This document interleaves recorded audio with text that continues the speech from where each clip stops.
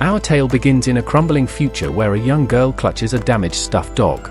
Saddened by the tear, she hesitates, but her mother suggests throwing it away, insisting that once patched, it'll look ugly.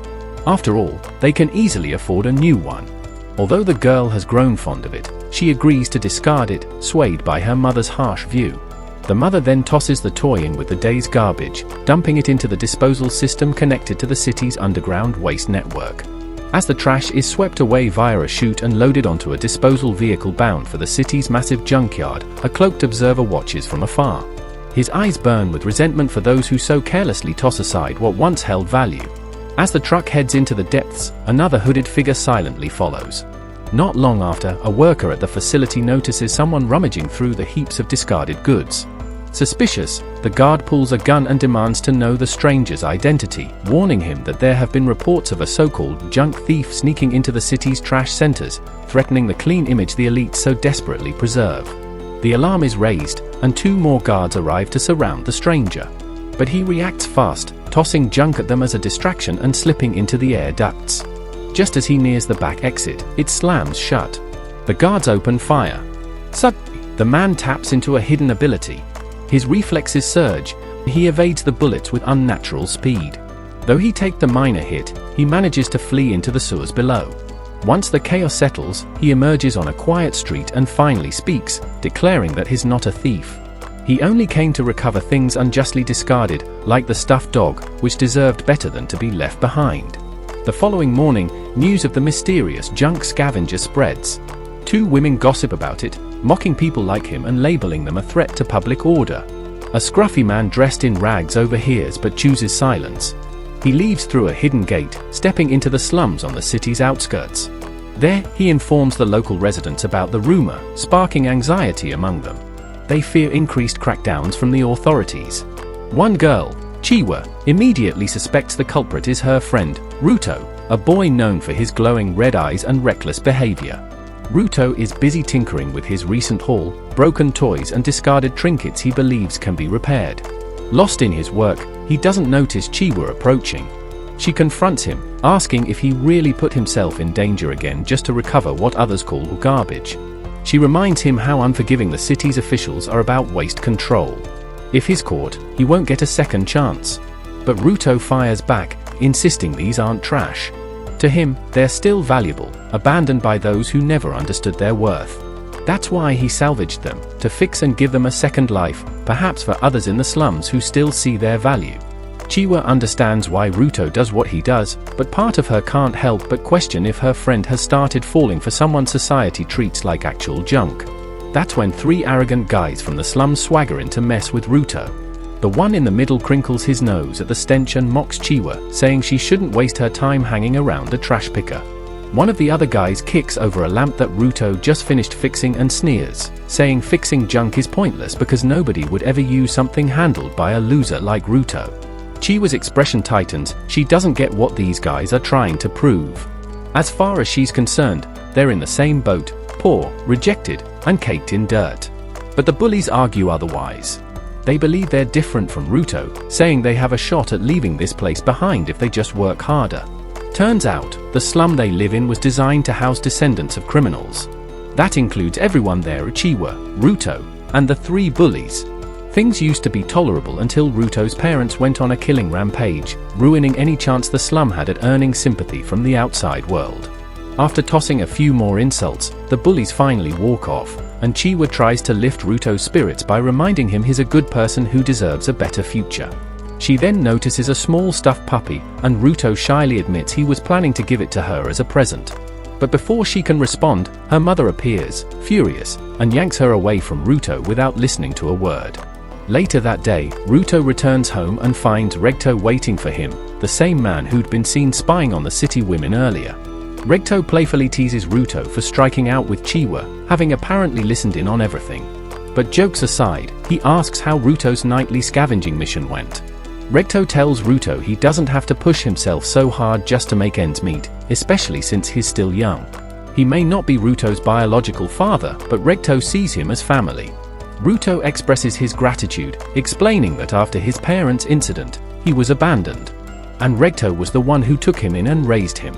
That's why Ruto works hard, even if it means picking through trash. He wants to repay that kindness. Then Recto notices an injury on Ruto's arm. He quickly realizes it's a gunshot wound and treats it, scolding Ruto and ordering him to stay away from the junkyard from now on. Ruto shrugs it off, saying it's nothing compared to the emotional scars left behind by his parents. He even shows Recto the black stains that cover both his hands. But Recto warns him, if the authorities ever link him to his family's crimes, Ruto could be sentenced to the abyss, just like his father. Ever since he was a child, Ruto has faced rejection because of his strange hands. It wasn't until Recto gave him gloves that he found the courage to face the world. Lightening the mood, Recto pokes fun at Ruto again, urging him to hurry up and give that stuffed puppy to Chiwa, maybe even sneak in a little kiss. Ruto instantly refuses, and the two break into a playful scuffle, like father and son. Outside, the mysterious cloaked figure seen in the opening scene is now listening in. His bond with Recto is complicated. Part affection, part rivalry. He tends to go overboard emotionally. At one point, he clutches his face and mutters that Ruto should try smiling more, even if he has to fake it. But how can he smile when even his eyes look like they're about to fall out of his head? Eventually, the man pulls away from the house and steps outside. Morning light greets him, and he wonders if Chiwa might already be out. He turns his gaze toward the abyss, reminding himself he doesn't have to travel far to find junk. After all, everything unwanted ends up there. The abyss is more than just a landfill. It's a massive pit where not only broken items are dumped, but people too, sinners, criminals, and those society wants to forget. He gazes out over the abyss, watching as another person is about to be cast into its depths. It reminds him of a story he once heard, that his father, too, was thrown into that very pit. He never found out whether it was true, and doubts still linger in his mind.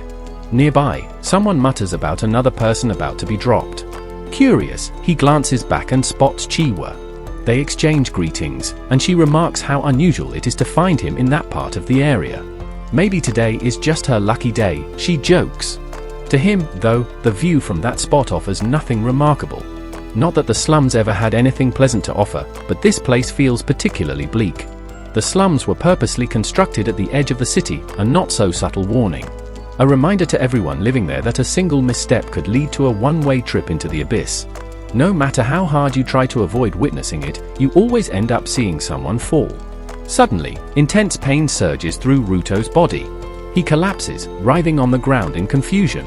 He wonders if the strange object lodged inside him is the cause. Struggling to stand, he instinctively extends it toward Chiwa before dashing away. As he flees, he unexpectedly encounters the apostles. 4 of them. A rare sight in the slums, and one that instantly raises questions. They let him pass without issue, but Ruto can't shake the feeling that something's wrong. Still, he keeps moving, heading straight to Rektha's place. When he arrives, he sees a horrifying scene, a man attacking Rektha. He shouts for help, but no one comes. Ruto charges to intervene, only to be thrown aside. By the time he regains his balance, the damage is done. Stunned, he watches the attacker leave, powerless to respond. He crawls to Rektha's side, calling out to him. Rektha, barely clinging to life, urges Ruto to run, to survive. He tells him that only he has the power to fix their broken world. But Ruto refuses to leave. His bond with Rektha runs deep, and he clings to him, desperate and unwilling to let go. Before he can act, the apostles appear and spot him at the scene, surrounded by blood.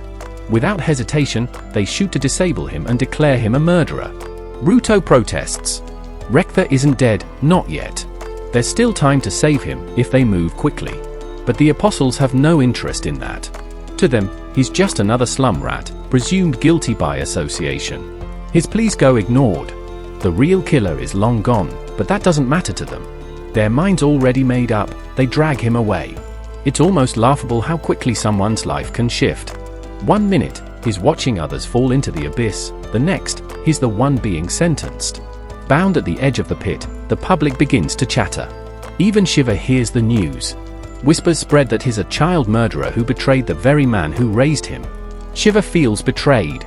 She had always believed in him, supported him, defended him. Now, she watches from the crowd, her face unreadable. To Ruto, her presence should feel like hope, but it only deepens the pain. She doesn't speak, just drops the teddy bear he gave her and walks away. Her silence cuts deeper than any words. Ruto is left in despair. No one believes him. No one even wants to. Maybe they never did. Before the fall, he was already judged.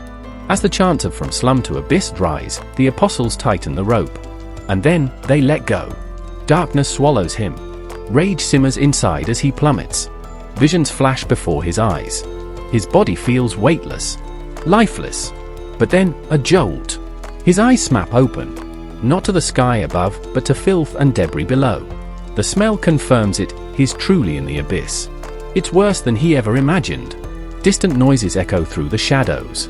Something is down there, something alive. Something dangerous.